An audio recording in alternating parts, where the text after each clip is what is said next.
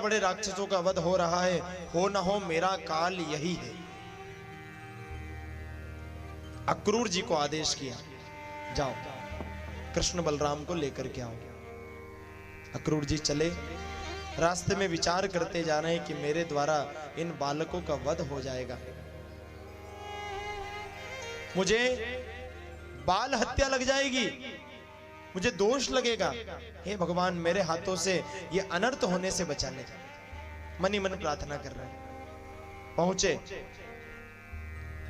अक्रूर जी, मथुरा से निकले गोकुल की ओर तो ज्यादा समय नहीं लगता, खूब से खूब आधे घंटे का रास्ता है। पर अक्रूर जी सुबह के निकले तो शाम को पहुंचे। क्यों? क्योंकि अक्रूर जी मन में विचार करते जा रहे हैं कि आज मैं दोनों बालकों को लेकर के आऊंगा तो वो मर जाएंगे, मारे जाएंगे। अक्रूर जी इस विचार में उन्होंने रथ को खुला छोड़ दिया। उनके घोड़े कहीं घास चरने लग जाते, कहीं पानी पीने लग जाते, कहीं दिशा भटक जाते। ऐसे घूमते घूमते अक्रूर जी शाम को पहुंचे। रात भर नंद बाबा के महल में रहे। सुबह बलराम कृष्ण की विदाई का समय आया, सारे ग्वाल बाल गोपियों को पता लगा तो सब रथ के आगे लेट गए। महाराज, अरे कृष्ण, अगर तुम जाना ही चाहते हो तो हमारे प्राणों को साथ ले जाओ, हम तुम्हारे बिना नहीं जी सकते, हमारे प्राणों को भी ले जाओ।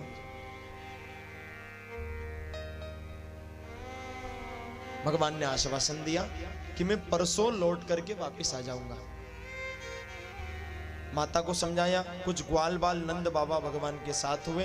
रास्ते में अक्रूर जी को भगवान ने अपनी श्री विग्रह का दर्शन यमुना जी के अंदर कराया और दर्शन करके अक्रूर जी समझ गए कि यही कंस के काल है।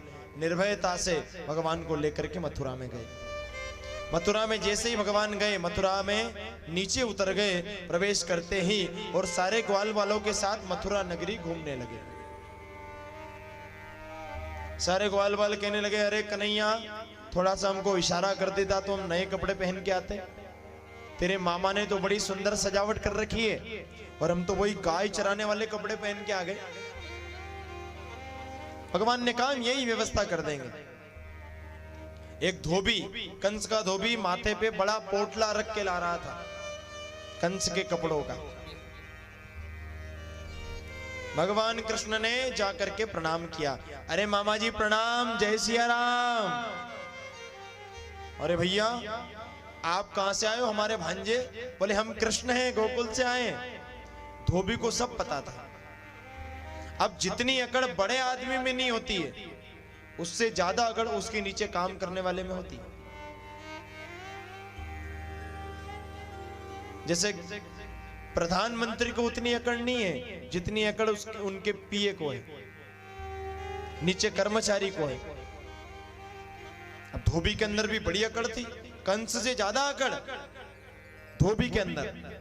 कंस को पता था कि ये तो मरने आए हैं, तो धोबी को पता था ये मरने आए हैं, तो धोबी ने सीधे मुंह बात ही नहीं की। भगवान ने फिर भी प्रेम से समझाया। बोले मामा जी, हमारे सारे ग्वाल बाल हैं, इनको आप कपड़े दे दो एक एक, ये पहन लेंगे, ये पहन के नहीं आए। अरे बोले, तुमको पता है किसके कपड़े हैं ये? महाराज कंस के कपड़े हैं और तुम इनके कपड़े पहनोगे? अरे कहा तुम ग्वाल बाल, कहा महाराज कंस। भगवान ने मन में विचार किया, इस धोबी ने मुझे राम जन्म में भी चैन से जीने नहीं दिया और आज यहां भी ये नाटक कर रहा है। भगवान ने एक तमाचा जोर का उसके गाल पे चटाक करके जमा के दिया और जैसे ही तमाचा जमाया, एक चाटा लगाया धोबी का, गोविंदाय नमो नमः। मृत्यु हो गई महाराज। और मृत्यु क्या, मोक्ष हो गया। भगवान के हाथ से मरना भी मुक्ति और बचना भी मुक्ति है। भगवान ने कहा पहनो कपड़े। कंस के बड़े बड़े कपड़े, हट्टा कट्टा शरीर कंस का। अब भगवान ने जैसे ही ग्वाल वालों से कपड़े पहनने को कहा, सारे ग्वाल वाल ने कपड़े पहने। अब वो कपड़े में एक भी ग्वाल वाल दिखा ही नहीं महाराज, भूत प्रेत जैसे लटक रहे हैं कपड़े।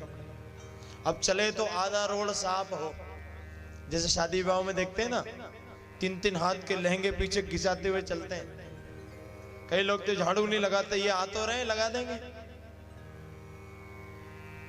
ऐसे ही ग्वाल वाल के कपड़े घिसा रहे हैं।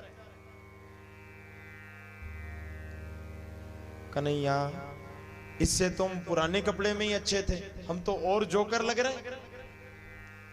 इतने में एक दर्जी आ गए, बोले सरकार आज्ञा हो तो हम कुछ मदद करें। हाँ हाँ बिल्कुल। दर्जी ने काट पीट के बढ़िया फिटिंग लगा दी और शानदार चकाचक कपड़े कर दिए। वाह वाह वाह, भगवान ने खूब आशीर्वाद दिया। दूधो नाव फूलो फलो।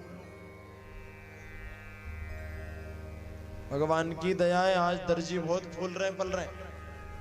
हाँ, आगे बढ़े। बोले कन्हैया, जब तक गले में माला नहीं हो आनंद नहीं आएगा। एक कंस का माली आ रहा था, उसने भगवान को माला पहना दी। आगे बढ़े।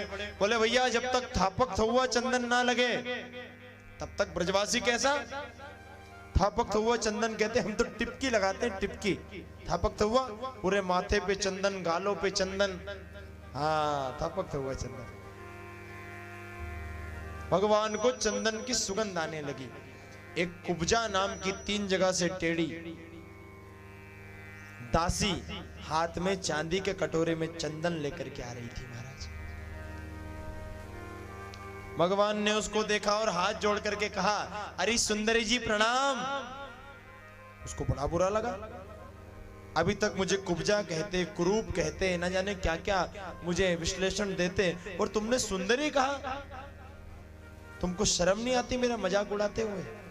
भगवान ने कहा, मैं तो मन देखता हूं, शरीर थोड़ी देखता हूं। तुम मन से बहुत सुंदर हो। भगवान की प्रेम भरी बातों में वो फंस गई, भगवान को निहारने लगी और बात ही बात में भगवान को चंदन लगाया। सारे ग्वाल वालों को चंदन लगाया। चंदन लगा करके भगवान चलने लगे। बलराम जी ने हाथ पकड़ा, क्यों रे कन्हैया, इसने चंदन लगाया तो इसको चूना क्यों लगा रहा है? बोले भैया क्या हुआ? बोले जिन राक्षसों ने तुझसे बैर किया उसको तुमने मुक्ति प्रदान की, और इस कुब्जा ने तुझे चंदन लगाया है, इसका तो कल्याण कर। भगवान ने उसके पैर पर अपना पैर रखा और ठुड्डी में हाथ लगाया और 3 झटके दिए। 3 झटके में 3 जन्म की कुबड़ी एक ही बार में सीधी कर दी महाराज। एक ही बार में कुबड़ी सीधी हो गई। जैसा ही भगवान का स्पर्श हुआ, वो दिव्य अप्सरा के रूप में प्रकट हो गई।